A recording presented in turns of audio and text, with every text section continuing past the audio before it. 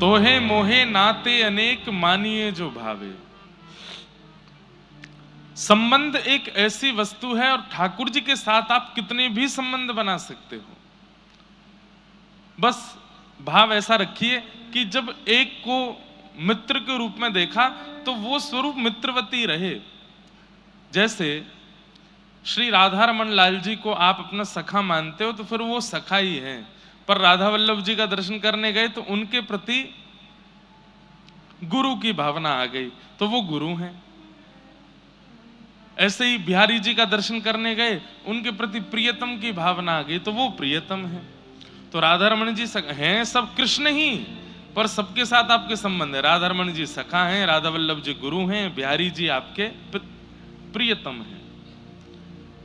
गिरिराज जी गए, गोवर्धन गए तो वहां ठाकुर जी को देख करके आपको पिता की भावना हुई तो वो ठाकुर जी आपके पिता हैं श्री कृष्ण ही सब रूपों में। पर आप जितने चाहो उतने संबंध ठाकुर जी से बनाओ। पर एक बात सुनिएगा, बहुत सावधानी से सुनिएगा। संबंध बनाना बहुत आसान होता है, निभाना थोड़ा कठिन है। संसार में भी आप किसी व्यक्ति से संबंध यदि बनाते हैं तो उसको भी निभाना तो कठिन होता है ना। ठाकुर जी के साथ निभाना और कठिन है। क्यों कठिन है? क्योंकि आपने एक बार ठाकुर जी को जिस भाव से देख लिया, ठाकुर जी फिर उस भाव को पूर्ण रूपेण स्वीकार कर लेते हैं और फिर आप एक दिन जाकर के उस संबंध को भूल जाते हो तो ठाकुर जी को बहुत कष्ट होता है। आपने ठाकुर जी को सखा मान लिया और कहीं आपने 10-15 साल बाद सखा का भाव, सखा का धर्म नहीं निभाया तो ठाकुर जी को फिर गुस्सा आता है कि तो सखा बनाया क्यों जब निभाना नहीं था। तो संसार के लोगों से आप नहीं निभाओगे तो संसार के लोग कुछ नहीं कहेंगे, लेकिन ठाकुर जी से नहीं निभाओगे तो ठाकुर जी नाराज हो जाते हैं। इसलिए ठाकुर जी से संबंध बनाइए बहुत सोच समझ के, और जब बन जाए तो फिर उसको निभाइए। श्री रामानुजाचार्य जी के दक्षिण भारत में ठाकुर जी के साथ में 4 संबंध हैं: पिता, पुत्र, गुरु और शिष्य। बहुत ध्यान से सुनिएगा।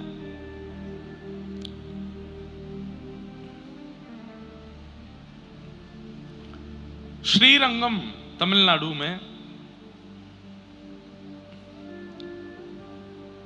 तिरुचिरापल्ली के पास में, तिरुचि के पास में कावेरी नदी के दूसरे तट पर श्रीरंगम भगवान का मधुर स्थान है। आपने दर्शन किए होंगे। वहां पर ठाकुर जी रंगनाथ हैं, शेष शैया पर पौड़े हुए हैं ठाकुर जी, पौढ़ानाथ। अच्छा, 2 दर्शन हैं ठाकुर जी के, एक श्रीरंगम में और एक पद्मनाभ स्वामी जी के। दोनों में अंतर क्या है? श्री रंगनाथ भगवान जो हैं वो पौड़े हैं भुजा की टेक लगा करके, और पद्मनाभ स्वामी जो हैं वो सीधे पौड़े हैं और भुजा रखी है शिव जी के, शिवलिंग के ऊपर। बहुत सुंदर दर्शन। दक्षिण भारतीयों के पास में एक बहुत सुंदर एक ये निधि है आप लोगों की कि यहाँ पर ऐसे ऐसे दिव्य देश हैं। और श्री रंगनाथ भगवान जो श्रीरंगम में विराजमान हैं, ये राम जी के इष्ट हैं। ये अयोध्या से आए हैं ठाकुर जी यहाँ पर। देवताओं के सेव्य ठाकुर जी थे रंगनाथ भगवान। सब लोग ध्यान से सुनिए। देवता इनकी पूजा करते थे। तब दशरथ जी ने किसी देवासुर संग्राम में देवताओं का साथ दिया तो देवताओं ने प्रशंसा करके कहा, दशरथ जी आप चाहो तो कुछ मांग लीजिए। तो दशरथ जी ने कहा, देना चाहते हैं तो एक ही वस्तु दीजिए। बोले, क्या? आपके सेव्य ठाकुर जी हमको दे दो। तब श्री रंगनाथ भगवान देवताओं ने दशरथ जी को दिए और वही अयोध्या में विराजमान हो गए। जब लंका पर विजय करके, रावण के ऊपर विजय करके राम जी वापस लौट करके गए तो विभीषण जी जब राज्याभिषेक में आए तो भगवान विभीषण से प्रसन्न होकर बोले, विभीषण कुछ मांगो, क्या चाहिए? तब विभीषण जी बोले, प्रभु आप अयोध्या में राज्याभिषेक करवा लिए, अब आप लंका में आके भी राज्याभिषेक करवा लो, वहां मुख्य अपना गद्दी विराजमान करो, लंका के अधिपति आप ही रहो। ठाकुर जी बोले, हम अयोध्या छोड़ करके तो नहीं जाएंगे। तो बोले फिर मैं आपके दर्शन के बिना रह नहीं पाऊंगा, नित्य आपका दर्शन हो ऐसी कोई विधा दे दो। तब दृष्टि पड़ी रंगनाथ भगवान पर, तो विभीषण जी ने कहा इनको हमें दे दो, ये आप जैसे ही हैं।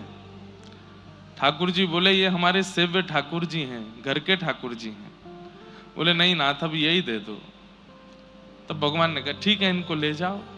रंगनाथ भगवान को लेकर के जैसे विभीषण दक्षिण लंका में जा रहा था, किसी समय कावेरी मैया को भगवान ने वरदान दिया था कि हम गंगा के तट पर विराज गए, यमुना के तट पर विराज गए, सरजू जी के तट पे आ गए। कावेरी ने कहा मेरे तट पर कब आओगे? तब भगवान ने कहा एक समय आएगा हम तुम्हारे तट पर आएंगे। और जैसे ही विभीषण लंका की ओर लेके जा रहे थे ठाकुर जी को, उसी समय कावेरी के तट से जब निकले, विभीषण जी को एक आवश्यक क्रिया के लिए जाना पड़ा। ठाकुर जी को जैसे ही विराजमान किया, लौट करके आए तो ठाकुर जी फिर वहां से उठे नहीं और कहे विभीषण अब हम यहीं रहेंगे। बोले कि मैं दर्शन कैसे करूंगा? बोले चिंता नहीं करो, हमारा जो मुख है वो दक्षिण की ओर है, लंका की ओर है। जब जब तुम अपने लंका में अपने अंतःपुर से दर्शन करोगे तो हमारे शिखर का दर्शन हुआ करेगा। इसलिए दक्षिण भारत में सबसे ऊंचा गौपुरम जो है वो श्री रंगनाथ भगवान का है। रंगम, श्री रंगम, श्री रंगम मंदिर भी इतना बड़ा है कि आधा वृंदावन आ जाएगा श्री रंगम मंदिर में। और अब तो वृंदावन बड़ा हो गया, पुराना वृंदावन तो पूरा ही आ जाएगा, इतना बड़ा मंदिर है श्री रंगनाथ भगवान। तो विभीषण की ओर मुख करके, लंका की ओर मुख करके रंगनाथ प्रभु विराजमान हो गए। और आज भी विभीषण कहते हैं कि लंका से ही दर्शन करता है श्री रंगम, श्री रंगनाथ भगवान का। तो श्री रंगनाथ भगवान, श्री वरदराज भगवान, वो तो सब संभवतः चेन्नई से ज्यादा दूर नहीं है। वरदराज भगवान, कांचीपुरम, श्री रंगनाथ भगवान, श्री वरदराज भगवान, श्री संपत कुमार भगवान और तिरुपति बालाजी। तिरुपति बालाजी लोग बाग कहने लगे, परंतु वास्तव में उनका मूल नाम तो वेंकटेश भगवान है। भूदेवी, श्रीदेवी, पद्मावती, तिरुपति, इसलिए उन्हें तिरुपति कहा गया। तो इन चारों से रामानुज स्वामी जी के चार संबंध हैं। श्री रंगनाथ भगवान को वो अपना गुरु मानते हैं रामानुज स्वामी जी, और रंगनाथ भगवान रामानुजाचार्य जी को अपना शिष्य मानते हैं। भगवान वहां पर गुरु रूप में हैं और रामानुजाचार्य जी शिष्य रूप में हैं। कांचीपुरम वरदराज भगवान, इनके प्रति रामानुजाचार्य जी का पिता का भाव है। वहां भगवान पिता हैं और रामानुजाचार्य जी पुत्र हैं।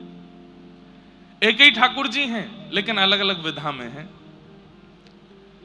बेंगलोर के पास में संपत कुमार भगवान हैं, उनके प्रति रामानुजाचार्य जी का पुत्र का भाव है। ठाकुर जी वहां पुत्र हैं, रामानुजाचार्य जी वहां पिता हैं। और श्री तिरुपति बालाजी शिष्य हैं और रामानुजाचार्य जी वहां गुरु हैं। ये चार संबंध आचार्य चरण के चारों रूपों में हैं। बहुत पूरा रामानुजाचार्य जी का चरित्र सुनाना पड़ेगा, तब जाकर के चारों विधा पुष्ट हो पाएंगे। ऐसी घटना हुई कि यामुनाचार्य जी विराजमान होते थे श्री रंगम में और श्री रामानुजाचार्य जी विराजते थे कांचीपुरम में। तो रामानुजाचार्य जी के मन में बड़ी प्रबल इच्छा हुई कि मैं दीक्षा ग्रहण करूंगा यामुनाचार्य जी से श्रीरंगम जाकर के। रामानुजाचार्य जी पूरी तैयारी कर चुके हैं कि मैं श्रीरंगम जाऊंगा, यामुनाचार्य जी से दीक्षा लूंगा। लेकिन ठाकुर जी को चिंता हो गई। ठाकुर जी मन में विचार किए, अगर रामानुजाचार्य और यामुनाचार्य ये दोनों मिल गए तो दोनों मिलकर के ऐसी भक्ति की पताका फहराएंगे कि कलयुग को इसी वक्त विश्राम होना पड़ेगा। सारे जनमानस, पूरी पृथ्वी का कल्याण हो जाएगा, सब वैकुंठ पहुंच जाएंगे। अगर रामानुजाचार्य जी यामुनाचार्य जी मिल गए तो पूरी पृथ्वी को वैकुंठ पहुंचा देंगे, एक भी जनमानस नहीं बचेगा पृथ्वी पर। तो फिर पृथ्वी चलेगी कैसे? सोचिए, ठाकुर जी को केवल राक्षसों की चिंता नहीं होती है, दुष्टों की चिंता नहीं होती, कभी कभी ये भी चिंता होती है ठाकुर जी की भक्त भक्त ज्यादा मिल गए तो इतना कल्याण हो जाएगा, पृथ्वी चलेगी कैसे। यामुनाचार्य जी ने जाकर के ठाकुर जी से कहा, मैं रामानुजाचार्य जी को बुलाना चाहता हूं, आज्ञा दें, मैं कब उनको बुला लूं। बोले 7 दिन में बुलाओ। यामुनाचार्य जी ने अपने शिष्य को कांचीपुरम भेजा, 4 दिन उसको पहुंचने में लगे। ठाकुर जी ने 7 दिन इसलिए बताए कि भाई 4 दिन जाने में लगेंगे, 4 दिन आने में लगेंगे। 8वें दिन जब रामानुजाचार्य जी यहां आएंगे तब तक यामुनाचार्य जी भगवत धाम जा चुके होंगे, इन दोनों का मिलन नहीं हो पाएगा।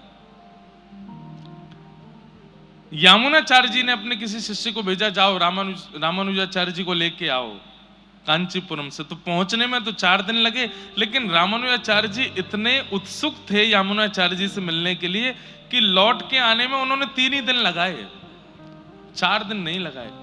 तो ठाकुर जी इतने घबरा गए, बोले ये दोनों मिले ही जाएंगे। 7वां दिन का अंतिम क्षण चल रहा था और उसी समय रामानुजाचार्य जी श्रीरंगम पहुंच गए। और जैसे ही पहुंचे हैं, अंतिम क्षण विश्राम होते ही 8वां दिन प्रारंभ हुआ और श्री यामुनाचार्य जी भगवत धाम प्रस्थान कर गए। दर्शन नहीं हो पाए रामानुजाचार्य जी। इतना रोए रामानुजाचार्य जी कि मैं जिन गुरु के लिए तड़प रहा था उनके अंतिम दर्शन हो रहे हैं मुझे, उनका साक्षात्कार नहीं कर पाया मैं। तब ऐसा कहते हैं कि यामुनाचार्य जी की जब पधारे तो उनकी हाथ ऐसा था, 3 उंगली उन्होंने बंद कर ली अपनी, उन 3 उंगलियों से 3 आज्ञा की उन्होंने, मानो रामानुजाचार्य जी को। तो रामानुजाचार्य जी ने तीनों आज्ञा बोल दी तो यामुनाचार्य जी की एक एक उंगली अपने आप खुलती चली गई और बिना जीवित अवस्था के भी रामानुजाचार्य जी को सत्संग मिल गया यामुनाचार्य जी का।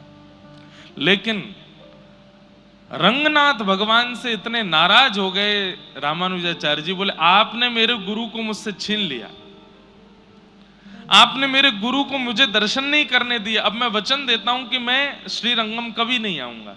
और ऐसा कहकर के रामानुजाचार्य जी वहां से चले गए।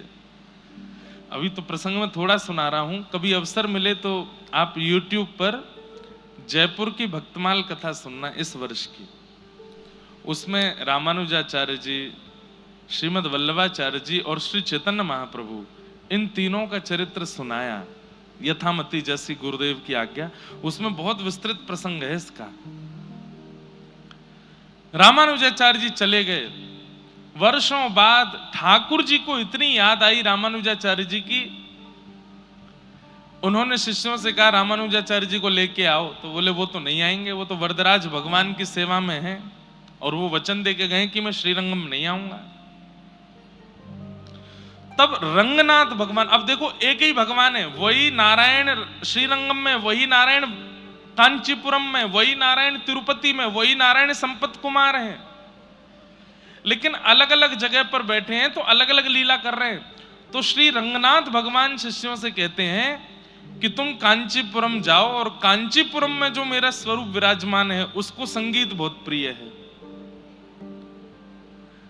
वहां के एक आचार्य हैं, उनके पुत्र बहुत अच्छा संगीत करते हैं, उनके द्वारा संगीत कराओ और संगीत का जब गायन वादन होगा तब मेरा वो स्वरूप प्रसन्न होकर के कहेगा वरदान मांगो, तब वरदान के रूप में रामानुजाचार्य जी को मांग के ले आना। तो श्रीरंगम से अद्भुत संगीत के पुरोधा एक गुरु के पुत्र गए और वहां कांचीपुरम में जाके उन्होंने इतना सुंदर संगीत गाया कि ठाकुर जी प्रसन्न होकर के बोले वरदान मांगो। बोले वरदान में आपके अति प्रिय रामानुजाचार्य जी को हमें दे दो। तब वरदराज भगवान ने रामानुजाचार्य जी को कहा कि मैंने वरदान में तुमको दिया है, अब तुम श्रीरंगम जाओ। तब आचार्य चरण श्रीरंगम आए, ठाकुर जी नृत्य करने लगे जब रामानुजाचार्य जी श्रीरंगम आए हैं। अद्भुत लीला है, अद्भुत कथा है। तो श्री रंगनाथ भगवान रामानुजाचार्य जी के गुरु हैं, वरदराज भगवान रामानुजाचार्य जी के पिता हैं, संपत कुमार भगवान रामानुजाचार्य जी के पुत्र हैं और तिरुपति बालाजी ये रामानुजाचार्य जी के शिष्य हैं, हमारे गुरु भाई हैं तिरुपति बालाजी। हम भी रामानुजी वैष्णव हैं, तो जब जाते हैं तो श्री तिरुपति बालाजी को प्रणाम करते कहते हैं गुरु भाई आप ठीक हैं, आनंद में हैं। क्यों? एक ही परंपरा है। तो ऐसा ये पूरा परंपरा और ऐसी ये पूरी पद्धति है, अद्भुत है। उसका अति विस्तार नहीं करूंगा, पर दक्षिण भारत के पास ये जो पृथ्वी के वैकुंठ हैं, आप लोगों को जाना चाहिए। हम तो बहुत दूर रहते हैं दक्षिण से, साल में एक बार आते हैं दर्शन करने के लिए, पर आप लोग यहीं रहते हो। आप लोगों के लिए तिरुपति बालाजी ही वृंदावन है, आप लोगों के लिए कांचीपुरम ही गोवर्धन है, आप लोगों के लिए पद्मनाभ स्वामी यही श्री यमुना जी हैं। ये संपूर्ण व्रजमंडल के रूप में ही आप यहाँ दिव्य देशों के दर्शन कर लिया करो, ये अद्भुत है। हम तो नहीं जा पाए, पर हमारी तरफ से कोई भी वेंकटेश भगवान को अगले 10 दिन 15 दिन के अंदर प्रणाम करे आना। और क्या आना कि व्यास जी आए थे, उन्होंने कहा था, इसलिए उनकी तरफ से हम आपको प्रणाम करने के लिए आए हैं। बोलो लक्ष्मी वेंकटेश भगवान की। ऐसे निधि आपके दक्षिण भारत में है। हम लोग कल चरित्र सुन रहे थे श्री कबीर दास जी का, और कबीर दास जी के चरित्र में कल हम लोगों ने श्रवण किया कि ना तो उनकी काटापीटी करवा पाए, ना उनको मदरसे में पढ़ा पाए, किसी भी प्रकार की कोई भी क्रिया माता पिता अनुचित उनके साथ करवा नहीं पाए। और फिर हमने सुना कि एक दिन कबीर दास जी ने देखा कि माता जी चक्की पीस रही हैं, और तब उन्होंने कहा कि माँ ये संसार ही चक्की है, इसमें जो आता है वो पिस करके ही जाता है। तो माँ ने कहा नहीं बेटा, बीच में एक जगह है जहां 2-4 बच जाते हैं। तो कबीरदास नाचने लगे, बोले ओहो ये बीच में जो बच गए हैं 2-4 दाने, बोले माँ पता है ये क्या है? बोले क्या? संसार रूपी चक्की में सब पिस रहे हैं, पर जो ठाकुर जी की शरणागति ले लेता है वो बच जाता है, जो गुरुदेव की शरणागति ले लेता है वो बच जाता है। और अब कबीर दास जी को एक दिव्य चिंता होने लगी। काय बात की चिंता? गुरु बिन कैसे गुण जागे, गुरु बिन कैसे गुण जागे। मुझ पर कृपा है, बहुत ध्यान से सुनिए। कबीर दास जी कह रहे हैं कि मुझ पर कृपा है कि मुझे बाल्यकाल से ही राम नाम प्रिय लगता है, मुझे बाल्यकाल से ही भक्ति भागवत प्रिय लगती है, परंतु गुरु नहीं है जीवन में। मेरे जीवन में एक गुरु तो होने चाहिए, जिन गुरु के आश्रय में रह करके, जिन गुरु की सन्निधि में जाकर के मैं ठाकुर जी की भक्ति को सहजता से प्राप्त कर सकूं। ऐसे गुरु मेरे जीवन में होने चाहिए। क्या करूं? तो गुरु की खोज में रोने लगे। अब मैं छोटा बालक हूं, मैं कहां ढूंढने जाऊंगा गुरु कहां है?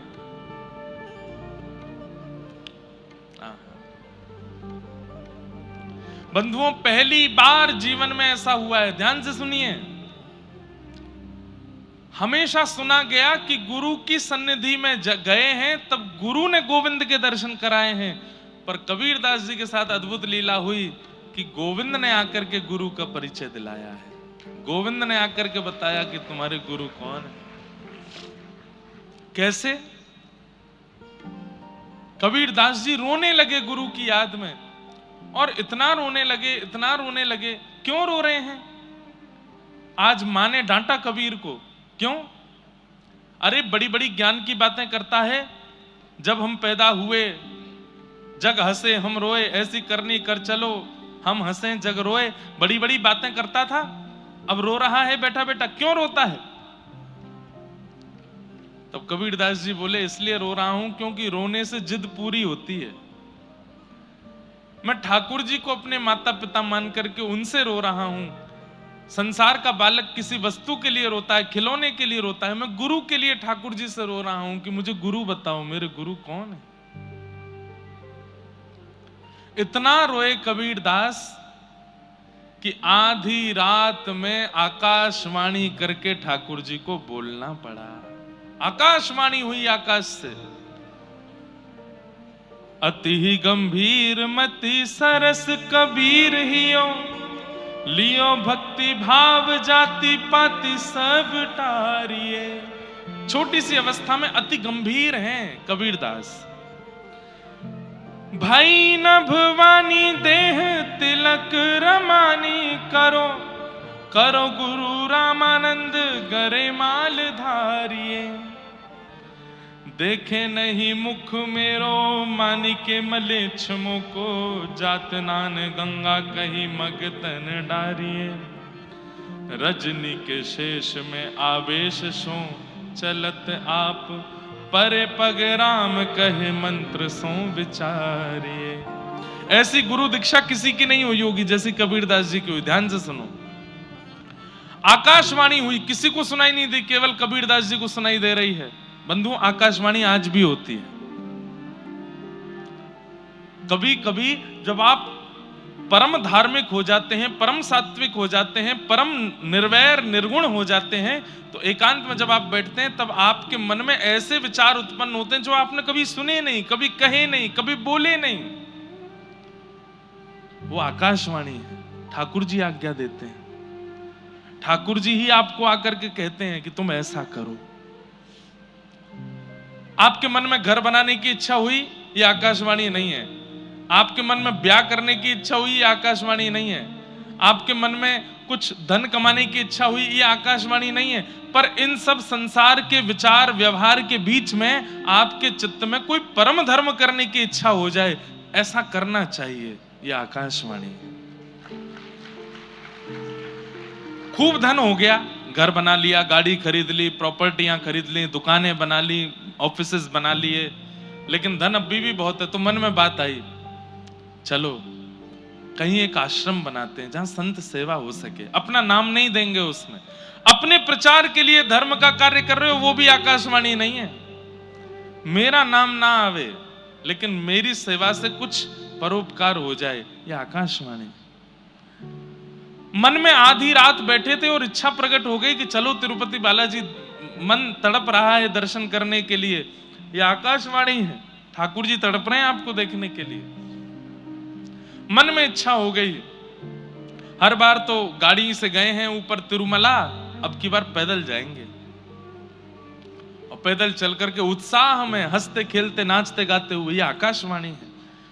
आज तक कभी एकादशी का व्रत नहीं किया, लेकिन अचानक मन में इच्छा हो गई कि अब एकादशी करनी है। और एकादशी भार के रूप में नहीं, अरे व्रत है, मैं तो पिज्जा नहीं खा सकता, मैं तो आज रोटी नहीं खा सकता, अरे मेरे मित्र का जन्मदिन है, मैं तो इसमें कुछ खा नहीं सकता। नहीं, इतने उत्साह में आकर के आप एकादशी करते हैं कि आज तो मेरी एकादशी है, परम प्रसन्न होकर के व्रत करते हैं। यह आकाशवाणी के द्वारा की गई क्रिया है। जीवन व्यतीत हो गया, अब इच्छा हो गई कि गुरु जीवन में आने चाहिए, और जिनकी वाणी, जिनका स्वरूप, जिनकी उपस्थिति से चित्त पवित्र हो रहा है, ऐसे किसी का चिंतन करके मन में भाव आ जाए कि इनसे दीक्षा चाहिए, यह आकाशवाणी है। आकाशवाणी मतलब क्या है? भगवान के प्रति जो प्रेरणा आपके चित्त में प्रकट होती है, वो आकाशवाणी से होती है, ठाकुर जी की कृपा से होती है। आपकी मन की वाणी तो संसारी क्रिया कराती है, ये आकाशवाणी है, हरिवाणी है, जो आपको भगवत मार्ग की ओर ले जाती है।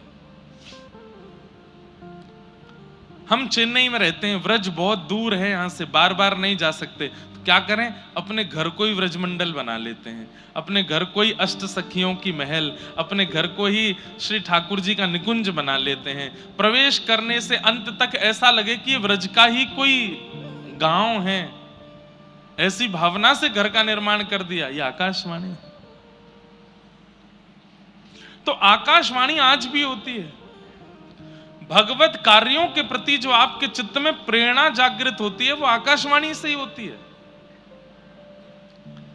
आकाशवाणी करके केवल कबीरदास जी को बता दिया। क्या बताया? भई नभवानी देह तिलक रमानी, करो करो गुरु रामानंद गरिमाल धारिये। आकाशवाणी हो गई। बोले ए कबीर रो नहीं, तुम्हारे गुरु मिल गए हैं। बोले कौन है मेरे गुरु? बोले काशी में विराजमान श्री रामानंदाचार्य जी महाराज, यही तुम्हारे गुरु हैं। रामानंदाचार्य जी का नाम सुनते ही कबीरदास जी घबरा गए। बोले अरे रामानंदाचार्य जी तो म्लेच्छों का मुख भी नहीं देखते। पूरे काशी में हल्ला यही है कि मैं म्लेच्छ हूं, मेरे माता पिता म्लेच्छ हैं। वो तो म्लेच्छों का मुख भी नहीं देखते हैं, फिर मेरी दीक्षा कैसे होगी उनसे? अब देखो आकाशवाणी एक एक क्रिया बता रही है। क्या? बोले भई नभवानी दे तिलक रमानी। बोले तुम एक काम करो। बोले क्या? अपने अंग पर तिलक धारण करो, सिर पर रामानंदी तिलक धारण करो, 12 तिलक अंग पे धारण करो, और क्या करो? गरे माला धारिये, गले में कंठी माला पहन लो, तिलक धारण कर लो, और श्री रामानंदाचार्य जी के पास चले जाओ। बोले देख नहीं मुख मेरो मानिके मिलेच्छ मोको, मेरा मुख नहीं देखेंगे वो मिलेच्छ जान के। जात नान गंगा कही मन तने डारिये। अरे वो किसी मिलेच्छ का मुख देख भी लेते हैं तो तुरंत गंगा स्नान करने जाते हैं, वो मुझे दीक्षा कैसे देंगे? तब आकाशवाणी कहती है ध्यान से सुनो कबीर, क्या करना है। रजनी के शेष में आवेश सो चलत आप, कहीं भोर होकर के म्लेच्छों का मुख ना देखना पड़ जाए, इसलिए रामानंदाचार्य जी आधी रात में गंगा स्नान करने जाते हैं। ध्यान से सुनिएगा, आकाशवाणी बता रही है। बोले ऋषि रामानंदाचार्य जी आधी रात में गंगा स्नान करने जाते हैं, लगभग 2-3 बजे गंगा स्नान करने जाते हैं कि कहीं किसी म्लेच्छ का मुख ना देखना पड़ जाए। बंधुओं, भारत पर अंग्रेजों ने शासन किया, अंग्रेजों से पहले मुसलमानों ने शासन किया, मुसलमानों से भी पहले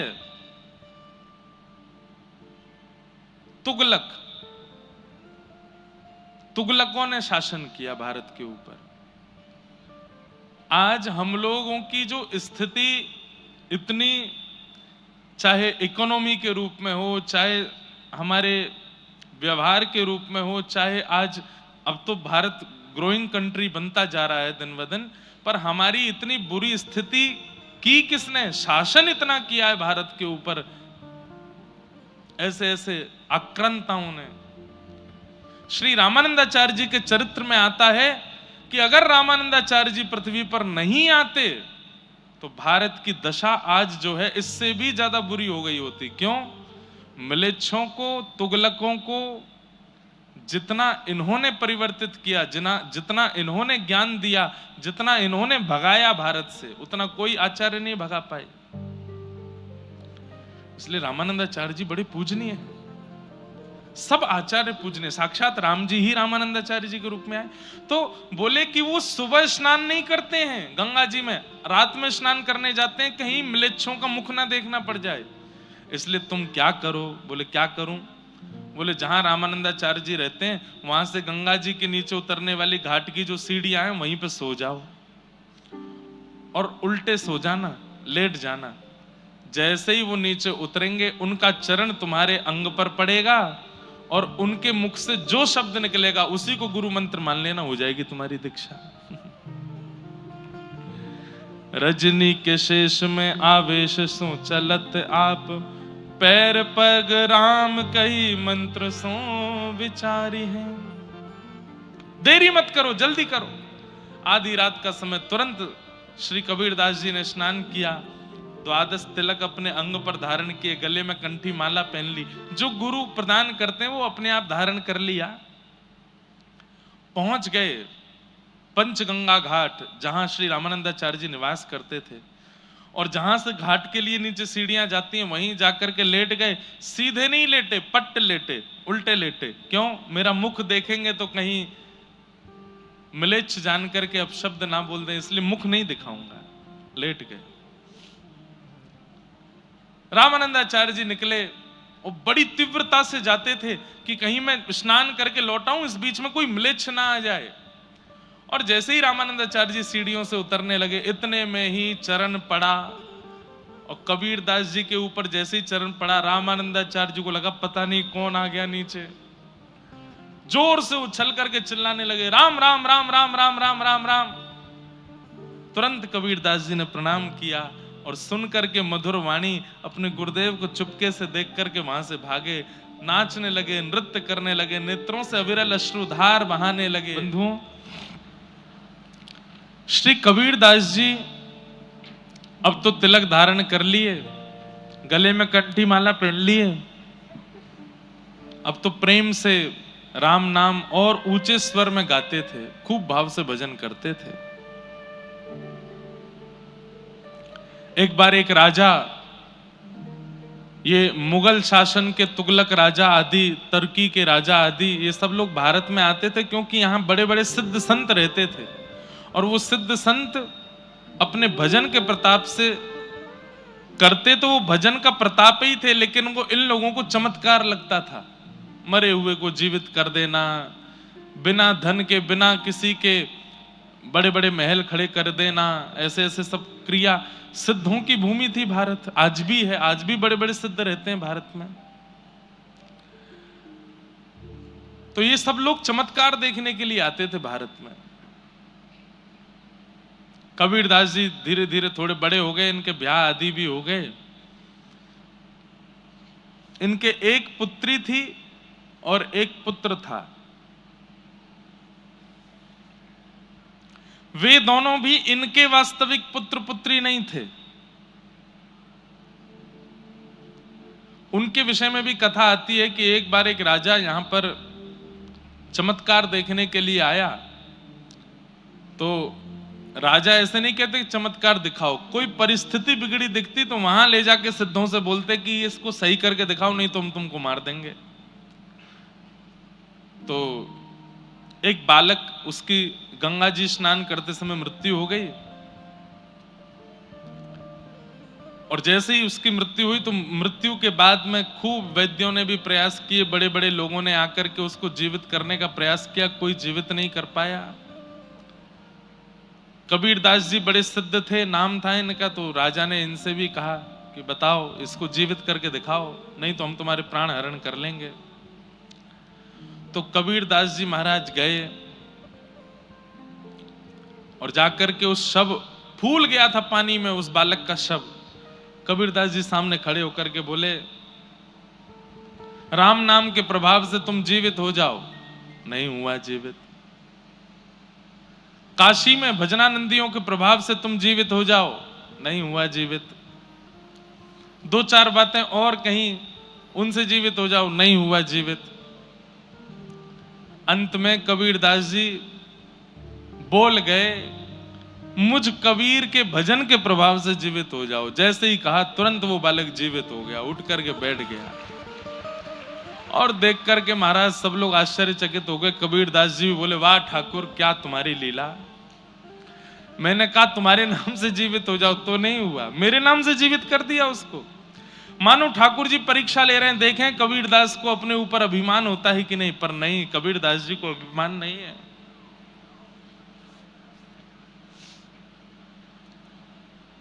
आहा,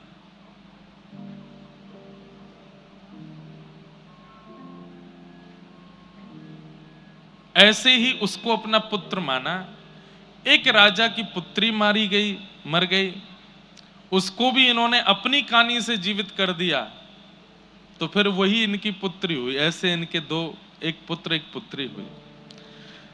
कबीर दास जी की साखी और दोहे पूरे विश्व को बड़े प्रसिद्ध हैं, परंतु एक बात कई लोगों के मन में आती है कि श्री कबीर दास जी महाराज वो केवल ज्ञान परख भक्त थे, भाव परख भक्त नहीं थे।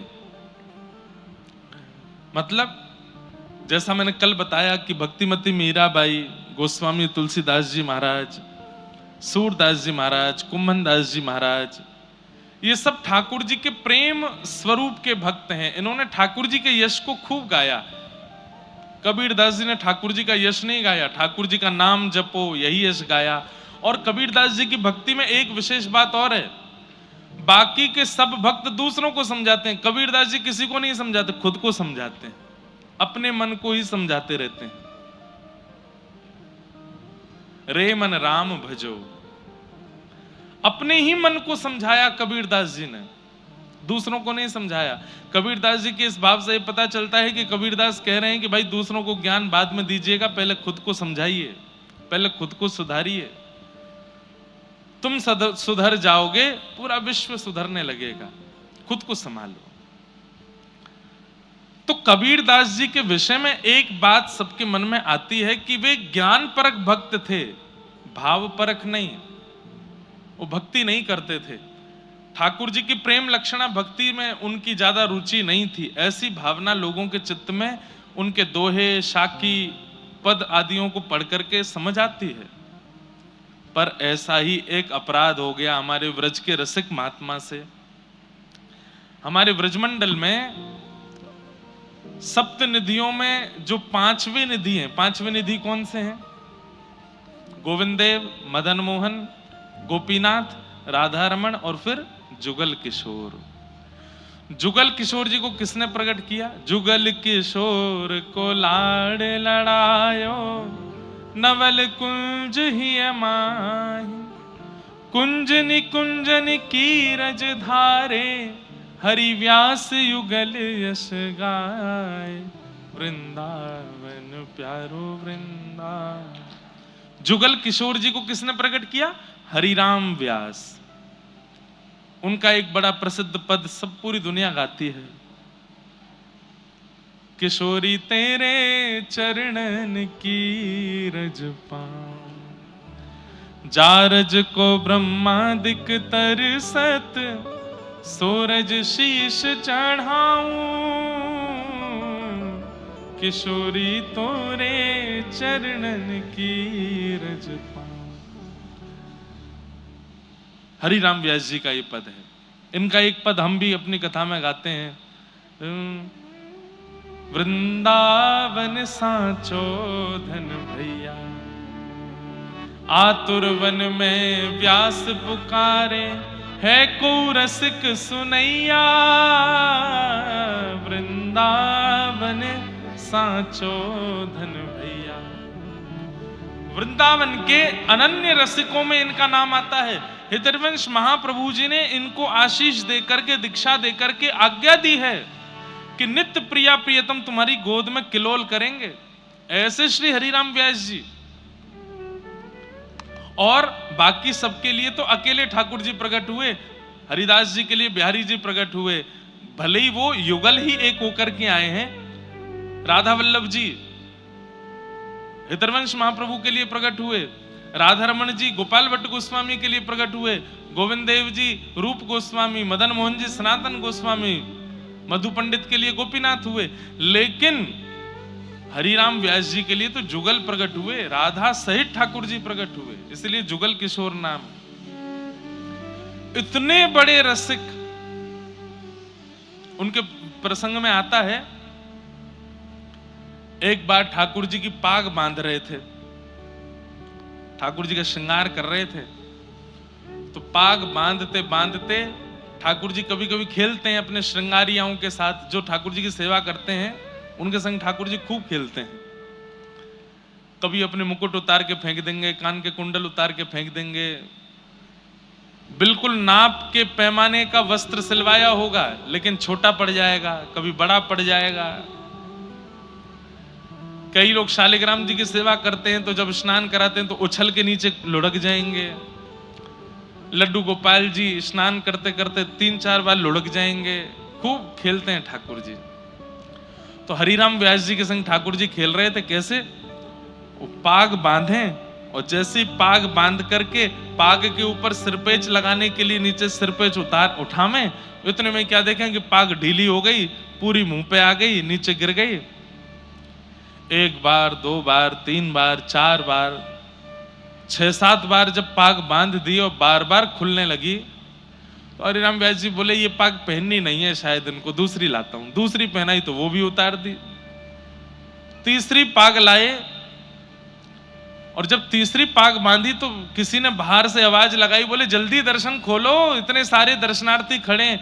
तो हरिराम व्यास जी बोले जय जय, बहुत देर रह गई है, सुबह से मैं पाग बांधवे में लगो न, जल्दी तैयार है जाओ, बाहर सबन को दर्शन करने। पाग बांधी, ठाकुर जी ने अब की बार भी पाग उतार दी। तो इतना गुस्सा आया हरिराम व्यास जी को, वो उधरी हुई पाग ही छोड़ दी मुंह पे, बोले ऐसे खड़े रहो, अब ऐसे ही दर्शन दे दूंगा सबको।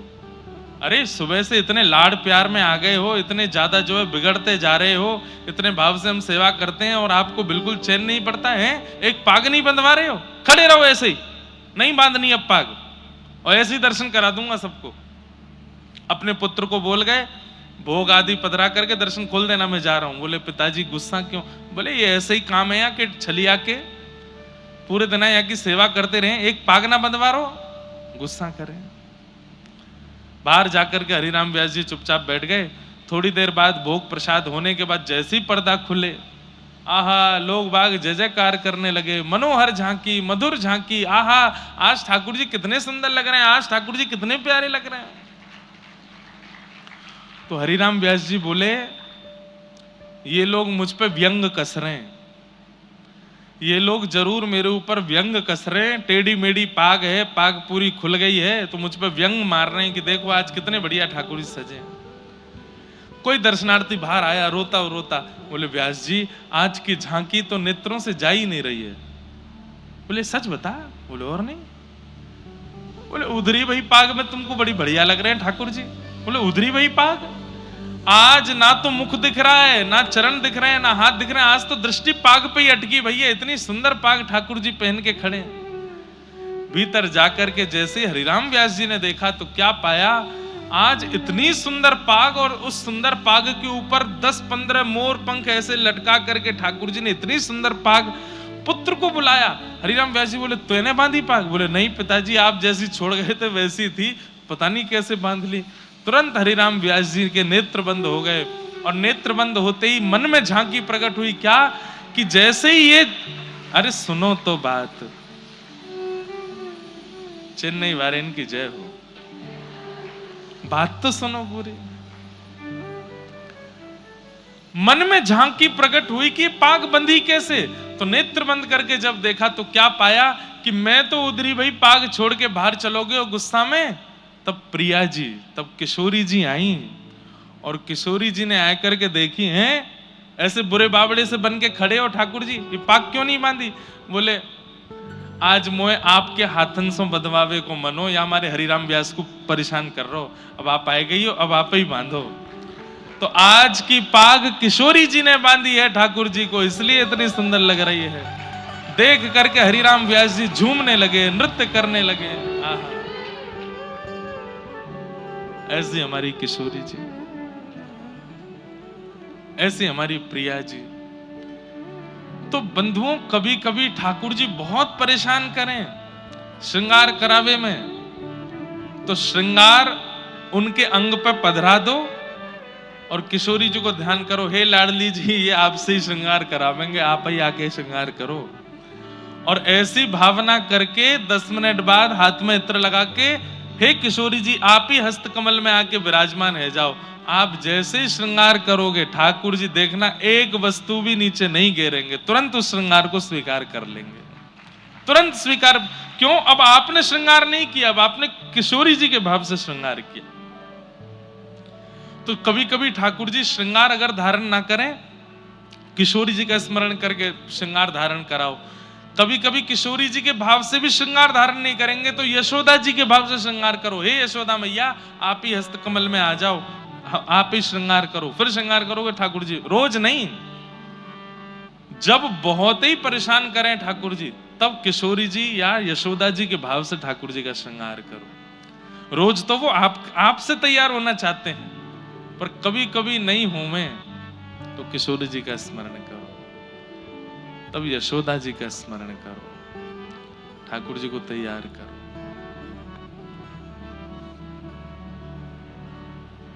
तो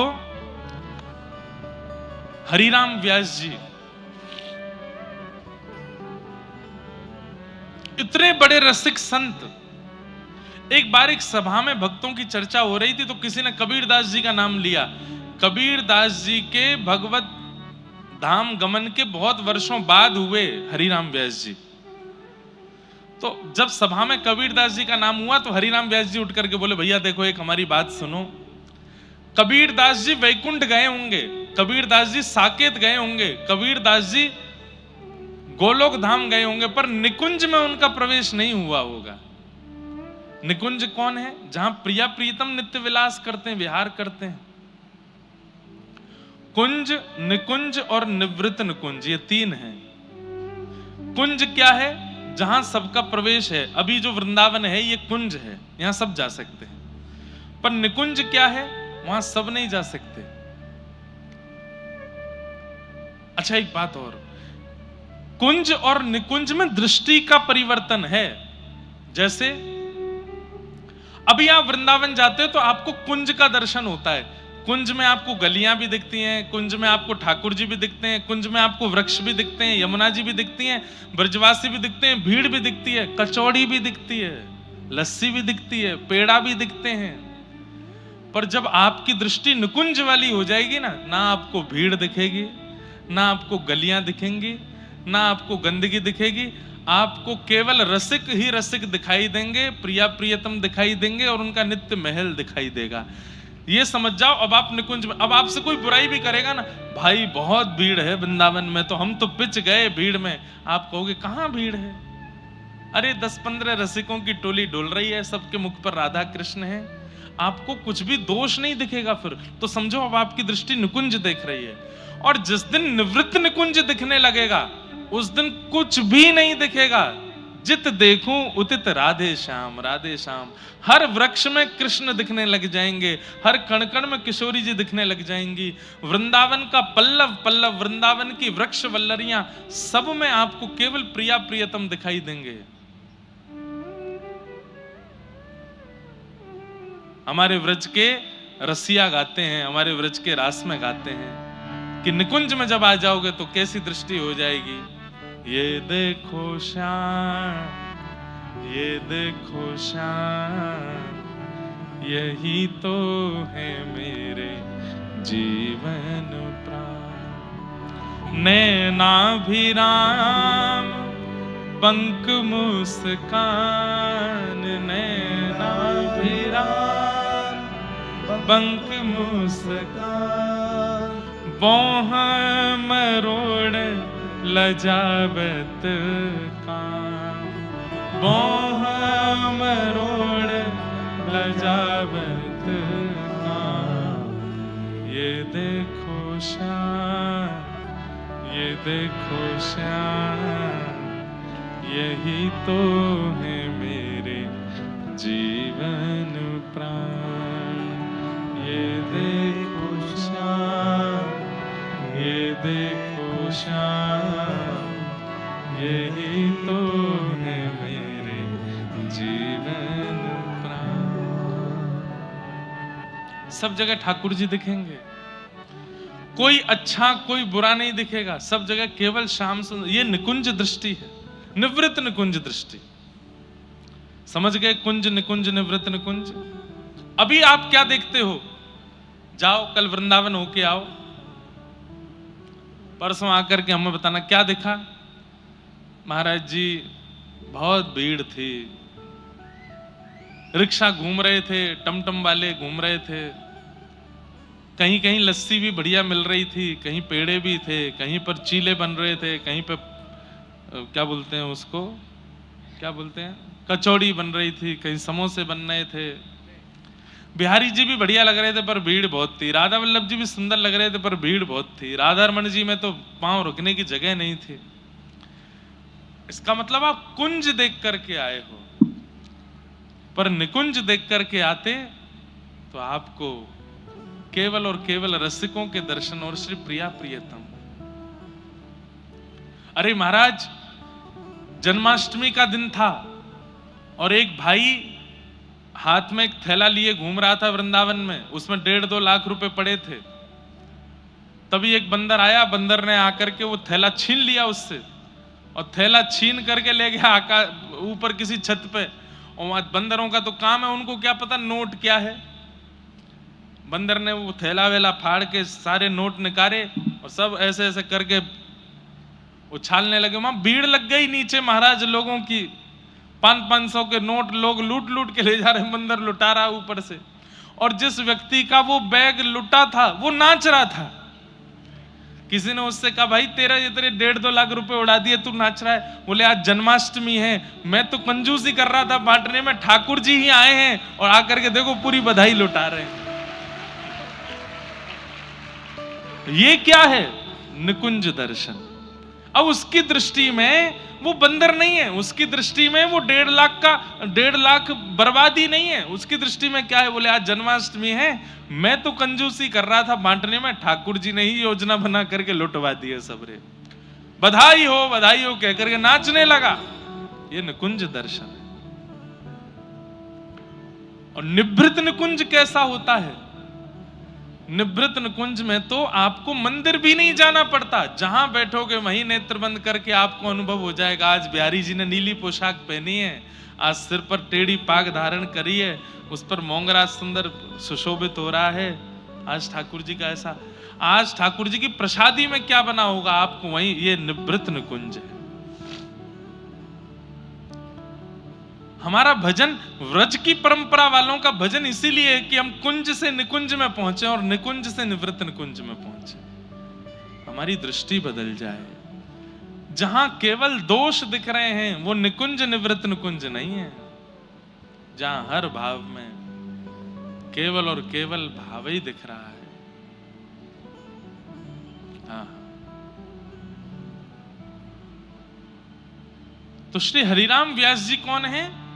ये निकुंज उपासक हैं। जब इन्होंने सभा में कबीरदास जी का नाम सुना तो बोले भैया देखो क्षमा करना, कबीरदास जी ज्ञानी थे, कबीरदास जी वैरागी थे, पर कबीरदास जी रसोपासक नहीं थे। कबीरदास जी निकुंज की प्राप्ति नहीं कर पाए होंगे, कबीरदास जी को वैकुंठ मिला होगा, साकेत मिला होगा, लेकिन ठाकुर जी का निवृत्त निकुंज नहीं मिला होगा। इस बात को जैसे ही इन्होंने बोला तो हरिराम व्यास जी को नित्य नेत्र बंद करके ठाकुर जी के युगल सरकार का दर्शन होता था। आज जब रात्रि में नेत्र बंद करके बैठे तो युगल सरकार नहीं दिखे। मन में विचार किया ठाकुर जी व्यस्त हैं इसलिए नहीं दिख रहे। अगले दिन सुबह फिर चिंतन किया, फिर नहीं दिखे। 4-5 दिन तक ठाकुर जी का अनुभव नहीं हुआ तो ये रोते विलखते हुए श्री हितरवंश महाप्रभु के पास गए और जाकर के बोले कि मुझे ठाकुर जी का अनुभव नहीं हो रहा है। तब हरिवंश महाप्रभु ने कहा निश्चित ही तुमने कोई किसी भक्त का अपराध किया है। तब किसी ने बताया, बोले आप 5 दिन पहले एक सभा में कबीरदास जी के लिए कह रहे थे कि उनको निकुंज नहीं मिला। अरे भैया अभी इसी वक्त जाओ जमुना जी में स्नान करके कबीरदास जी का चिंतन करके उनको प्रणाम करो। हरिराम व्यास जी तुरंत गए यमुना स्नान करके और श्री कबीरदास जी का स्मरण किया और स्मरण करके फिर उन्होंने कबीरदास जी को वंदन करते हुए उन पर पद लिखा। क्या लिखा? आहा, कली में सांचो भक्त कबीर, कली में सांचो भक्त कबीर,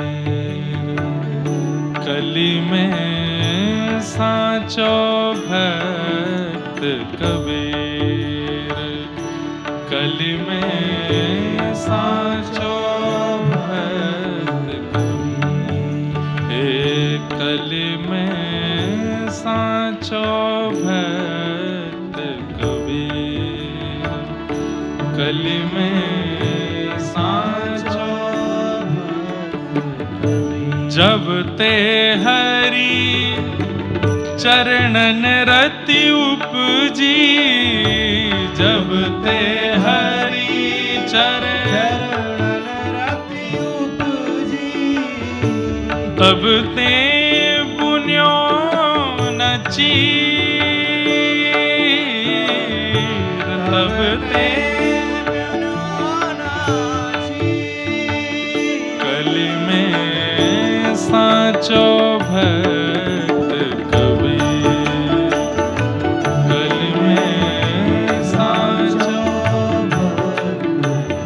व्यासवाणी है। जब ते हरि चरणन रति उपजी तब ते बुनो न चीर। इनके माता पिता कपड़े बुनते थे। कहते हैं कि कबीरदास जी की जब से रति हो गई ठाकुर जी के चरणों में, तब से इन्होंने बुनना बंद कर दिया। बुनना क्यों बंद किया? बोले केवल उतना ही कपड़ा बुनते हैं जिससे घर परिवार चल जाए, उससे ज्यादा बुनने की इनकी इच्छा नहीं होती। अरे और कपड़े बुन करके और धन भी कमा सकते हैं, पर नहीं, जितने से रात का भोजन हो जाए, रात के बाद सुबह का भोजन हो जाए, केवल इतने ही कपड़े बुन करके बेचते हैं। और वो भी बेचते नहीं है। आदमी पूछता है कितने का है, बोले जो तुम दे दो उतने का है, जितना दे दो। और कई बार व्यक्ति प्रसन्न होकर ज्यादा भी देता तो बोले नहीं नहीं नहीं, इतना नहीं, इतना बहुत है बस। कली में सांचो भक्त कबीर, कली में। एक बात तो माननी पड़ेगी भैया, आपको ठाकुर जी ने चुना है तो आपके मन की एक स्थिति बन जाएगी। क्या? आप संग्रह नहीं करोगे, आप लुटाओगे। ठाकुर जी अगर आपको स्वीकार कर लेंगे तो ये जमा करने की इच्छा नहीं हुआ करेगी। ठाकुर जी स्वीकार कर लेंगे तो लुटाने की इच्छा हुआ करेगी, देने की इच्छा हुआ करेगी। अपने ऊपर ऐशो आराम में खर्च करना, उसको मत मान लीजिएगा कि हाँ ठीक है महाराज जी, रात को क्लब में जामे, इतना उड़ाया मैं, सुबह पिए खाएं, उसमें कर दें खर्चा, यही बहुत है। ये भी तो एक प्रकार से खर्चा ही है कि लुटा रहे। नहीं, दूसरों को देने का मन होगा, दूसरों की सेवा में लगाने का मन हो तो समझ जाओ ठाकुर जी ने स्वीकार कर लिया। कली में सांचो भक्त कबीर,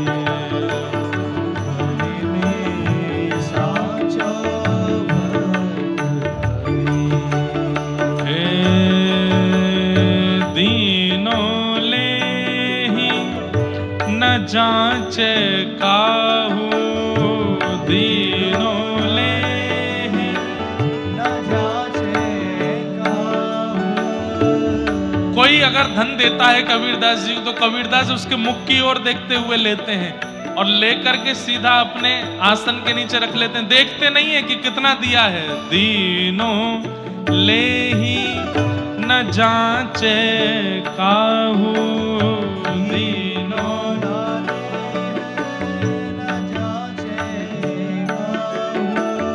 ऐसो मन को धीर, ऐसो हे जोगी जति तपी सन्यासी, जोगी जति तपी सन्यासी, इनकी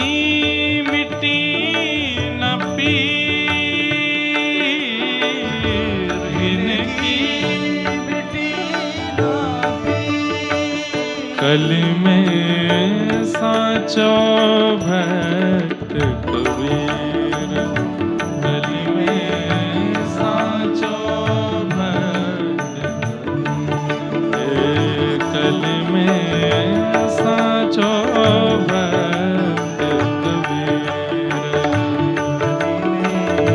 सांचो। और पांच तत्व ते जन्म न पायो, किसी माता पिता से जन्म नहीं हुआ है इनका। पांच तत्व ते जन्म न पायो,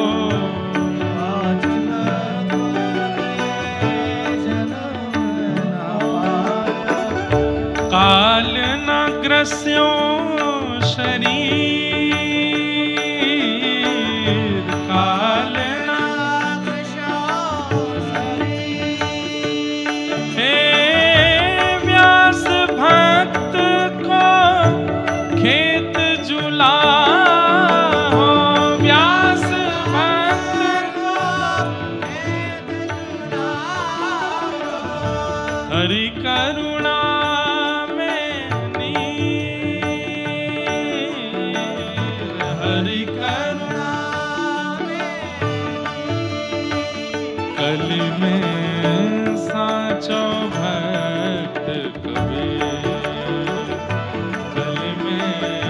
साचो भक्त कबीर, हे कली में साचो भक्त कबीर, कली में साचो भक्त कबीर, साचो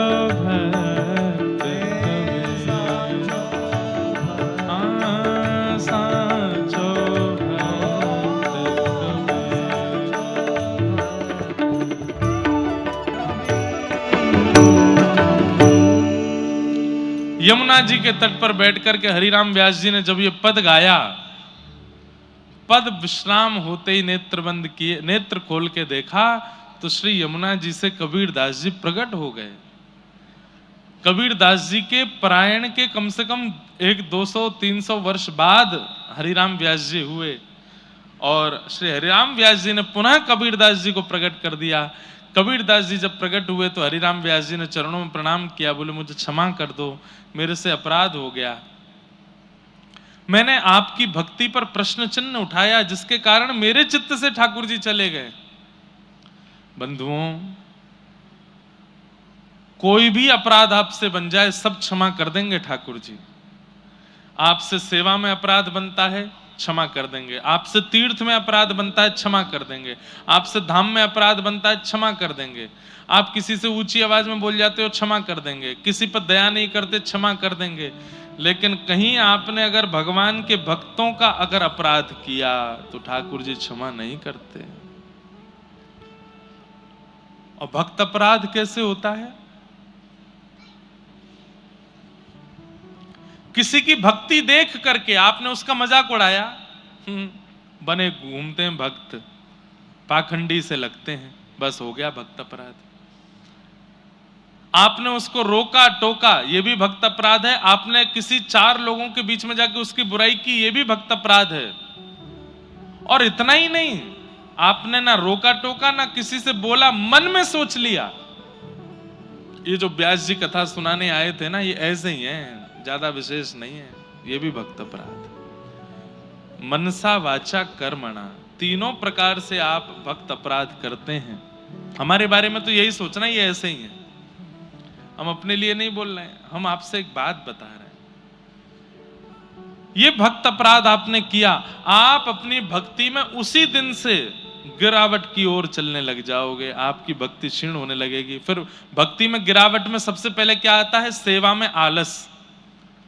सेवा करने जाना, अरे यार अभी नहीं कर रहे, हम नहीं कर रहे, तुम कर दो, देख लो, तुम ही देख लो, ठीक है चंदन घिसो लगाओ, हम देख लेंगे, दर्शन कर लेंगे, तुम ही कर दो।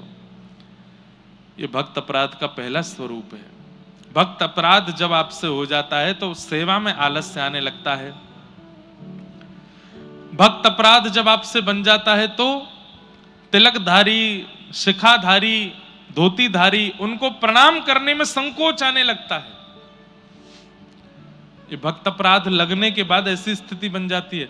फिर तीसरा, भक्त तो भक्त, भगवान को भी दंडोत करने में फिर शर्म आने लगती है। अब ठीक है, ये ऐसी यही प्रणाम ठीक है, कहाँ लेटो झुको, लेट के प्रणाम करो फिर उठो, इतनी ताकत नहीं बची अब में। हाँ, शरीर से कोई व्यक्ति दुर्बल है उसके लिए बात नहीं, पर शरीर से हिष्ट पुष्ट है तब भी प्रणाम करने में आलस आ रहा है। और चौथा भक्त अपराध जब आपको लगता है तब क्या होता है? प्रसाद के प्रति अवहेलना। अच्छा नहीं बना है, मंदिर में जो लड्डू बनता है, भोग बनता है, इसमें सुख नहीं मिल रहा है, अच्छा नहीं है, स्वाद नहीं है, ये भक्त अपराध से होता है। फिर ग्रंथों की अवहेलना, बोले सारे ग्रंथ किसी और ने लिख दिए, इनसे कोई भगवत प्राप्ति आदि नहीं होती। ये सारे भक्त अपराध करने के बाद में मन की स्थितियां बनने लगती हैं। इसलिए भैया वैष्णव अपराध मत करना। वैष्णवों से ठाकुर जी बहुत प्रीति करते हैं, बहुत ज्यादा प्रीति करते हैं। ठाकुर जी को इतने प्रिय लगते हैं वैष्णव। एक श्रीनाथ जी के परम भक्त हुए श्री त्रिपुरदास जी महाराज, क्या नाम था? त्रिपुरदास। एक राजा के यहां मंत्री पद पर थे, तो इनको जितना भी वेतन मिलता था उस वेतन से खूब सारा धन निकाल करके श्रीनाथ जी की पोशाक की सेवा करते थे। बंधुओं, आज भी हमारे श्रीनाथ जी, श्रीजी बाबा, उनकी पोशाक में जो गोटे लगते हैं ना, वो असली सोने चांदी के लगते हैं आज भी। इसलिए ठाकुर जी की पोशाक हर किसी को नहीं दी जाती। कई पोशाकों में जरी जो लगती है, कई पटकों में जो लहरिया आपको दूर से गोटा दिखाई देता है, वो असली सोने चांदी का होता है श्रीनाथ जी की पोशाक में। तो खूब महंगे वस्त्र बनवा करके त्रिपुरदास जी श्रीनाथ जी को भेजते थे। किसी ने राजा से जाके इनकी शिकायत करके उल्टी सीधी बातें भेड़ा करके बोल दी। राजा ने इनको मंत्री पद से हटा दिया। मंत्री पद से हटने के बाद भी ये प्रसन्न थे, कोई बात नहीं, पैसा अभी मेरे पास है, मैं सेवा करता रहूंगा। सेवा करते करते वो पैसा भी खत्म होने लगा। अब इनके पास पैसे नहीं बचे। जाड़े के दिन आए, सर्दियों के दिन आए। सर्दियों में हमारे श्रीनाथ जी एक विशेष प्रकार का कंबल पहनते हैं, उसको गगदल बोलते हैं। जैसे हमने ये बगलबंदी पहनी है ना, इधर बांध के भीतर बांध के, ऐसे एक कंबल बनता है, वो भी ऐसे बंध जाता है कपड़े की तरह। मतलब ये बगलबंदी जो है ये कॉटन की है, इसी को ऊनी बना दो तो यही गगदल कहलावे। ऐसी गगदल श्रीनाथ जी पहनते हैं। तो श्रीनाथ जी की गगदल जब तैयार हुई,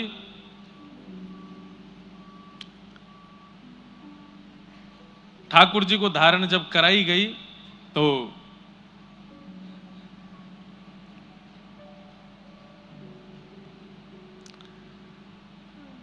नित्य ठाकुर जी पहनते थे। शीतकाल में जाड़ा लगता है ठाकुर जी को।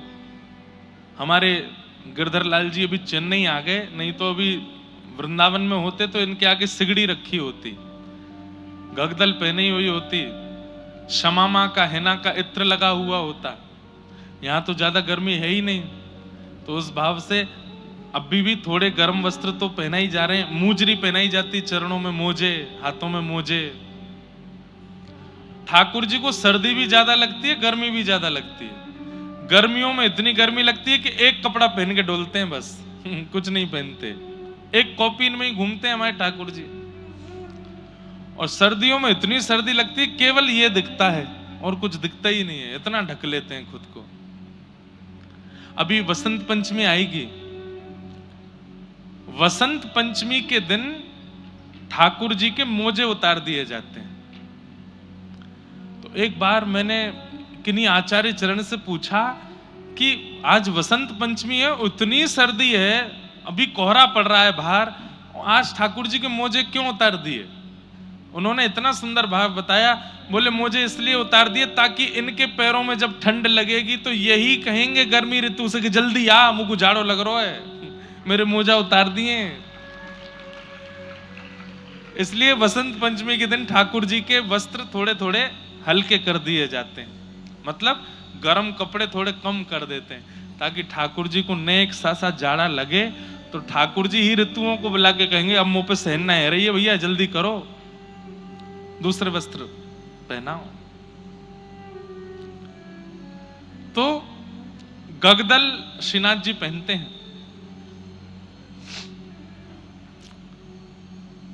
त्रिपुरदास जी को सेवा से निकाल दिया गया और सेवा निवृत्त करके उनको घर में छोड़ दिया। तो धीरे धीरे पैसे खत्म हो गए। बढ़िया साटन के कपड़े, बढ़िया ऊनी कपड़े तो धन से आते हैं, अब इतना धन है उन पे है नहीं। तो उन्होंने मन में विचार किया कि श्रीनाथ जी कपड़े की क्वालिटी नहीं देखते, वो तो भक्त का भाव देखते हैं।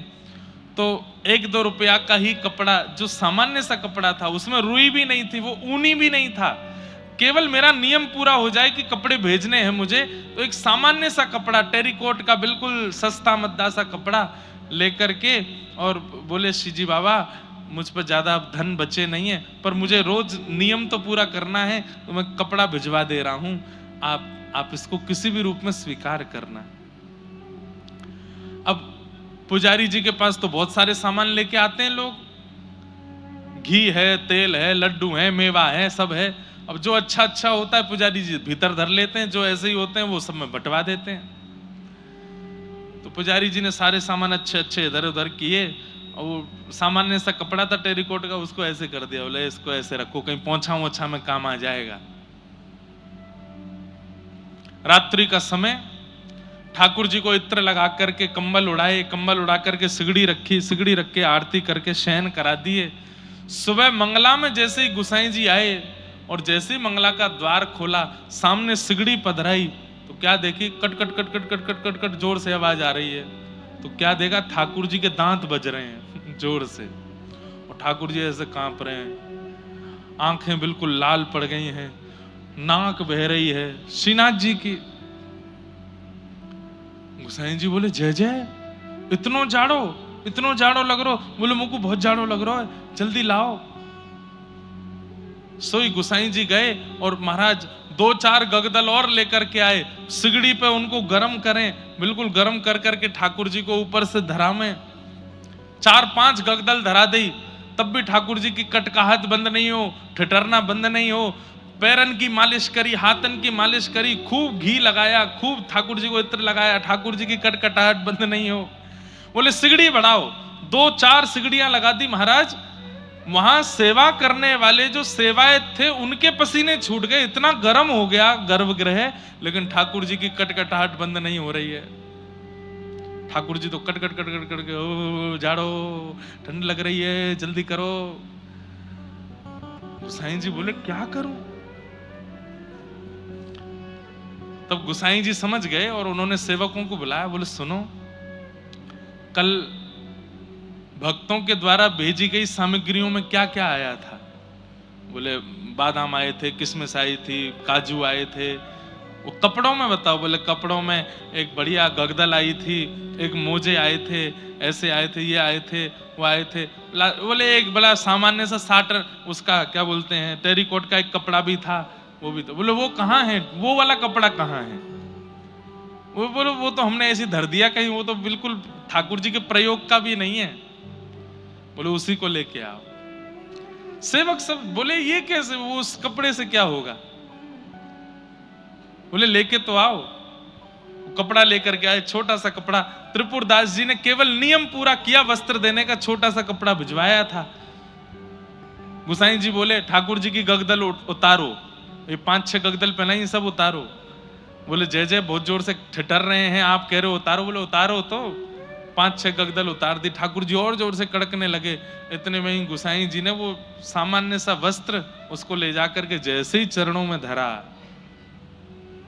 धीरे धीरे धीरे ठाकुर जी की सारी सर्दी दूर हो गई। ठाकुर जी बोले अरे भैया मुझको तो बहुत जोर से गर्मी लग रही है, इन्हें हटाओ, ये सामने सिगड़ी धरी है, इन्हें बाहर निकालो, मेरे कपड़ा ने उतारो, अब मुझको गर्मी लग रही है बहुत जोर से। गुसाई जी के नेत्र सजल हो गए। जय हो नाथ, आपकी जय हो। और सब सेवकों को समझाते हुए कहा, वस्तु का मूल्य कितना है, वस्तु कितने महंगे रत्नों से बना है, वस्तु में कौन सी क्वालिटी का वस्त्र और रुई का इस्तेमाल किया, हम देखते हैं। ठाकुर जी ने, ठाकुर जी की शीतता तो एक टेरिकोट का कपड़ा दूर कर रहा है, क्योंकि त्रिपुरदास ने भाव से भेजा है। ठाकुर जी तो वही देखते हैं। हमारे इतने सारे वैष्णव कथा में आते हैं, चेन्नई में तो फिर भी संख्या तो फिर भी आप लोगों की चेन्नई के हिसाब से बहुत है, लेकिन जब उत्तर भारत में कथा होती है वहां तो इतनी भीड़ आती है, और वो सब इतना सामान लेके आते हैं गिरधर लाल जी के लिए। कोई मेवा लेके आया, कोई कुछ लेके आया, कोई कुछ लेके आया, चित्र बना बना करके लाते हैं, उल्टे सीधे ठाकुर जी के कुछ भी बना के लाते हैं। हमने आज्ञा दे रखी है अपने सब विप्र ब्राह्मणों को, बोले चाहे जैसी वस्तु लावें, एक बार के लिए सही गिरधर लाल जी के सामने पधराना जरूर। पता नहीं कौन सी वस्तु को किस भाव से वो स्वीकार करते हैं।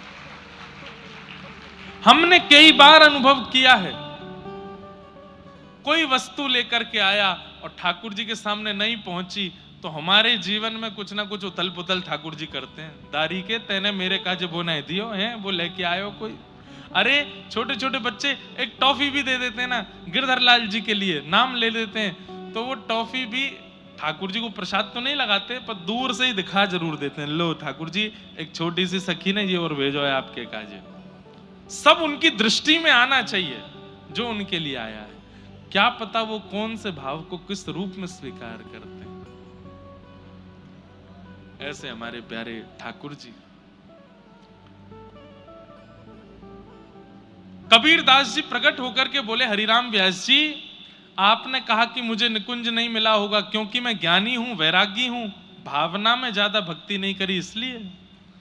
वास्तव में मैंने ठाकुर जी की आज्ञा का पालन किया। ठाकुर जी ने ही मुझे कहा था कि तुम पृथ्वी पर जाकर के जीवात्माओं को समझाने का प्रयास करो, जिससे उनको ज्ञान मिले, समझ आवे, ऐसे कवित्तों का रचना करो। इसलिए मैंने ज्ञान परक कवित्तों की रचना की है, भाव परक नहीं, क्योंकि ठाकुर जी की आज्ञा नहीं थी मुझको। तब हरिराम व्यास जी ने हाथ जोड़े, कान पकड़े, बोले मुझे क्षमा कर दें, मैं आपके रूप को, आपके भाव को समझ नहीं पाया और आप पर इस प्रकार मैंने प्रश्न चिन्ह उठाया। ऐसे श्री कबीर दास जी। अब कबीर दास जी की दीक्षा हो गई, द्वादश तिलक लगा करके श्री कबीर दास घूमते हैं। आहा, बीनो तानो बानो ही राम मडरानो, कही कैसे के बखानो वह रीति कछु न्यारी है। उतनो ही करे जामे तन निर्वाह होए, भोए गई और बात भक्ति लगी प्यारी है। ठाड़े मंडा माझ पट बेचन ले जन को, आए मोकु देहु देह मेरी है उधारिये। लाग्यो देन आधो फारी, आधे सोना कम होत, दियो सब लियो जाप यह उरधारी है। कबीर दास जी, ये श्री प्रिया दास जी के भक्तमाल जी में भाव है। कबीर दास जी अपने तन के निर्वाह के लिए उतने ही कपड़ा बुनते थे जितने से एक समय की रोटी हो जाए। क्यों? क्योंकि उनके हृदय में तो सदा श्री राम नाम जप हिलोने लेता रहता था। वो राम नाम की कमाई करते थे, राम नाम जितना हो सके इकट्ठा हो जाए इसका विचार करते थे, और उनके चित्त में सदा राम लीला चलती रहती थी, इसलिए वे ज्यादा किसी कार्य में व्यस्त हो नहीं पाते थे। उनकी उपासना की रीति बड़ी विचित्र और सबसे न्यारी थी। उसका वर्णन कैसे करें, अर्थात वह वाणी से वर्णन का विषय नहीं है, अनुभव की वस्तु है। जिसने उनका दर्शन किया होगा, अनुभव किया होगा, उसी को वो समझ में आ सकता है। निरंतर उसी आराधना में लगे रहते थे। एक बार बाजार में कपड़ा बेचने के लिए गए, एक साधु आपके पास आकर के बोला कि मुझे कपड़ा दीजिए, मेरे पास पहनने के लिए कुछ नहीं है, मेरा शरीर उघारा पड़ा हुआ है। तब आप उसे आधा थान फाड़ करके देने लगे तो उसने कहा, इस आधे थान से मेरा काम नहीं चलेगा। तब कबीर दास जी ने कहा, यदि पूरा थान लेने का निश्चय आपने अपने मन से किया है तो लीजिए, ये पूरा थान ले लीजिए। पूरा ही दे दिया, सब कुछ दे दिया। ऐसे श्री कबीर दास जी दानी। मैंने बताया ना कथा में अभी कि ठाकुर जी चित्त में आ जाएंगे तो आपका संग्रह का मन नहीं हुआ करेगा, बांटने की, देने की इच्छा चित्त में ज्यादा प्रकट हुआ करेगी। आहा, ऐसे श्री कबीर दास जी।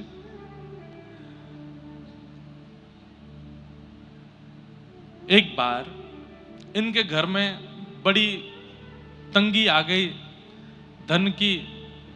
लोग बाग इनके घर पे मांगने जांचने के लिए भी आने लगे, कहीं कहीं से थोड़ी बहुत उधारी थी। तो इन्होंने मन में विचार किया, ये घर छोड़ करके कहीं और चले गए, और कैसे दें मैं? तो ठाकुर जी को बड़ी चिंता हुई। ठाकुर जी बोले, भैया कबीर दास का हमको जितना भी कर्जा है ये उतारना है। तो कबीर दास जी धनी मानी तो नहीं है, पर इनको धनी मानी बनाना है। तो ठाकुर जी संग में शंकर जी को लेकर के, हनुमान जी को लेकर के, लक्ष्मण जी को, विभीषण जी को लेकर के, अपने अपने परिकर के सब लोगों को लेके, सबका रूप बदलवा करके बैलगाड़ी में खूब सारा धन धान्य लेकर के कबीर दास जी के यहां पहुंच गए। जैसे ही नगर में पहुंचे महाराज, नगर के सब लोग देखने लगे, बड़े बड़े सेठ साहूकार बैलगाड़ियों में धन धान्य लेकर के कहां जा रहे हैं। दो चार लोगों ने पूछा, भैया कहां जा रहे हो? बोले कबीरदास के यहां जा रहे हैं। बोले कौन कबीरदास? अड़ोसी पड़ोसी भी जानने से इनकार करने लगे, मना करने लगे। बोले हम नहीं जानते कबीरदास को। कौन कबीरदास है? उससे हमारा कोई संबंध नहीं है। भक्ति का बंधुओं एक स्वरूप और है कि भक्ति जब जीवन में आती है तो कई लोग आपका त्याग अपने स्तर से कर देते हैं। वो आपसे संबंध बन, अभी तो ट्रेंडिंग में चल रही है ना सोशल मीडिया पर, इसलिए भक्ति सबको बढ़िया लगती है। पर जब ये सोशल मीडिया पर भी ट्रेंडिंग में नहीं थी तो कई बार कई लोग भक्त, घर में कोई भक्त बालक भी होता तो मेहमान आने पे बोलते तू कमरे में ही बंद रहियो, निकल के मत आइयो बाहर। तुझे देख करके सोचेंगे कोई बैरागी है इनके घर में। अभी तो भक्ति ट्रेंडिंग में है तो इसलिए फ्लो में लोग कर रहे हैं कि चलो तिलक लगा करके फोटो डालेंगे तो 200 लाइक ज्यादा आएंगे। आजकल इसलिए भक्ति हो रही है। अरे बड़ा विचित्र समय आया है महाराज। लेकिन हम कह रहे हैं इससे ही सही तिलक तो लगा रहे हैं, इससे ही सही काशी तो जा रहे हैं, बद्रीनाथ तो जा रहे हैं, वृंदावन तो जा रहे हैं, बरसाना तो जा रहे हैं, भले ट्रेंडिंग में आने के लिए जा रहे हैं, जा तो रहे हैं। एक बार श्री जी की दृष्टि पड़ गई तो क्या पता जीवन संवर जाए। कितने बालक ऐसे हैं जो ट्रेंडिंग में आकर के आजकल व्रजमंडल जा रहे हैं, पर किशोरी जी की कृपा से परिवर्तित हो जाते हैं, बदल जाते हैं।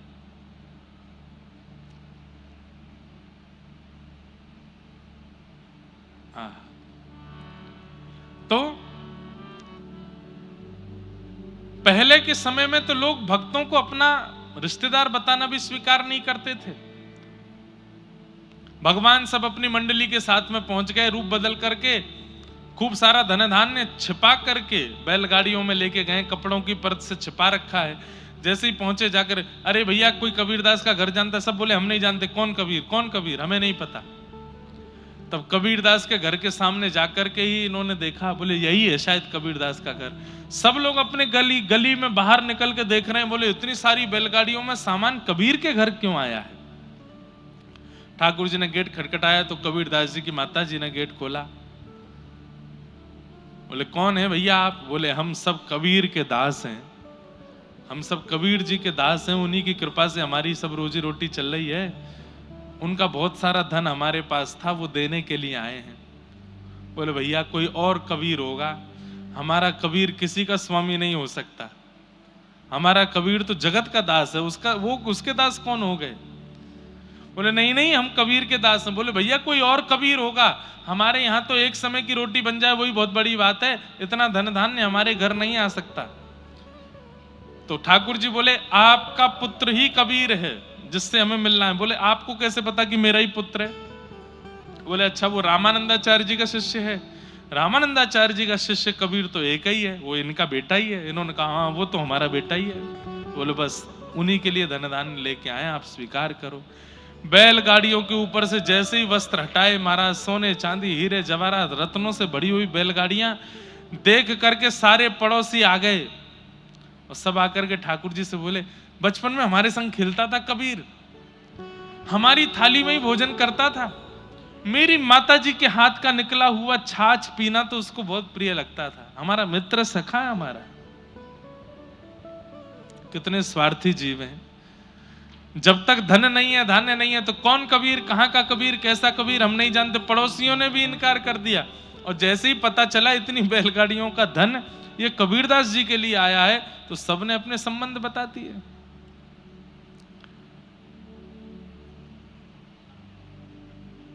ढूंढो कहां है कबीर, 4 दिन तक ढूंढते रहे नहीं मिला। तो फिर गली मोहल्ले के लोगों को इतनी चिंता हो गई कि सो नहीं पा रहे रात को कि कबीरदास कैसे भी आ जाए तो इसमें से कुछ तो हमको भी देगा।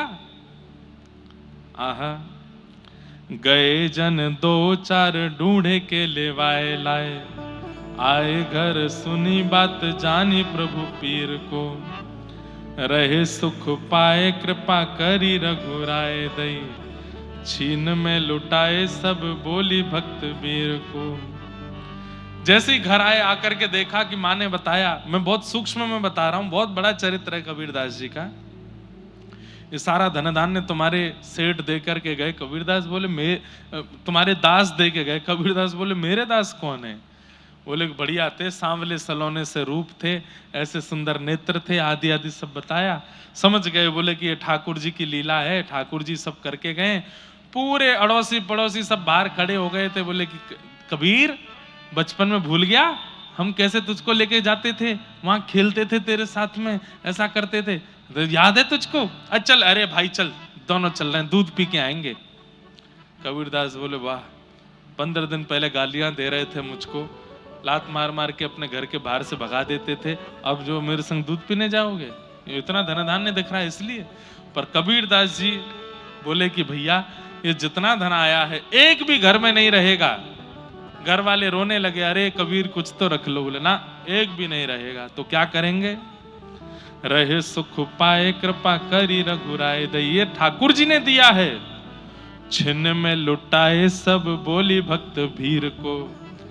काशी विश्वनाथ का दर्शन करने के लिए भारी भीड़ जा रही थी, बिंदु माधव जी का दर्शन करने के लिए भारी भीड़ जा रही थी। उस भीड़ के सैलाब में गए और जाकर के जितने सोने चांदी हीरे जवाहरात है सब लुटा दिए, उनको सब दे दिए। बोले ठाकुर जी ने दिया है भैया, बढ़िया सब धन धान्य लो, काशी में चकाचक आनंद करो, सबको बंटवाई दिए।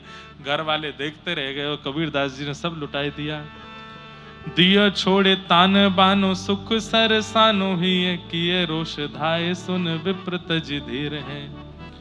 क्यों रे तू जुलाई धन पाए ना बुलाए हमें, शूद्रनी को दियो जावो कहे यो कबीर को। बड़े बड़े ज्ञानियों ने आकर के रोष किया कि तेने हमको धन नहीं दिया, अपनी जाति के लोगों में ही सब बांट दिया। कबीरदास जी बोले भैया ठाकुर जी का धन था, ठाकुर जी की कृपा से प्राप्त हुआ, ठाकुर जी के जनों में ही मैंने वितरण कर दिया। आपको मिला नहीं मिला उसके लिए मैं क्षमा मांगता हूँ, मैं और कुछ व्यवस्था करके आपको दे दूंगा, पर अभी आप मुझे क्षमा करें। इस प्रकार कबीरदास जी का जीवन चलता रहा। इतने त्याग के, इतने वैराग्य के, इतने भाव की मूर्ति श्री कबीरदास, उनको हम बारंबार प्रणाम करते हैं, बारंबार वंदन करते हैं। ऐसे कबीरदास जी का पावन चरित्र, जहां कहीं भी कोई कबीरदास जी से रुष्ट हो जाता तो ठाकुर जी कबीरदास जी के रूप में जाकर के उन सबको प्रसन्न करते थे। ऐसे भक्त कबीर हुए जिनका पावन चरित्र हमने आज यहाँ श्रवण किया है, आज उसका सुंदर लाभ हमने प्राप्त किया है। हमको पहले दिन अगर मन में भाव आ जाता तो हम 3 दिन कबीरदास जी के चरित्र पर बोलते तो संभवतः ये पूरा हो जाता चरित्र, परंतु अब कल ही हमारे मन में आया, वो भी आधी कथा निकलने के बाद आया, इसलिए अब तो बहुत चरित्र भी रह गया है।